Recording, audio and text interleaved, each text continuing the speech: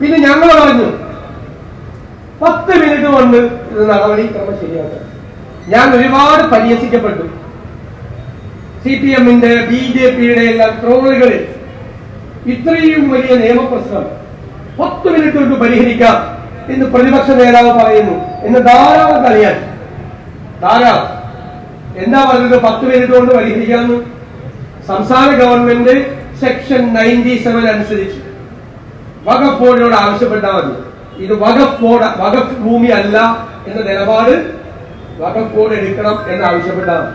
ആ ഓർഡർ അടിച്ചെടുക്കാനുള്ള നേരമാണ് ഞാൻ പറഞ്ഞ 10 മിനിറ്റ്. മനസ്സിലായോ? സംശയമുള്ളവർക്ക് പറയാം 10 മിനിറ്റ്. ഈ 10 മിനിറ്റ് അവിടെ നിൽക്കട്ടെ. എന്തിനാണെന്നറിയാം? ഐക്യ ജനാധിപത്യ മുന്നണി കേരളത്തിൽ 100-ലധികം സീറ്റിൽ നേടി അധികാരത്തിൽ വരും. ഞങ്ങൾ ചെയ്തു കൊടുക്കും.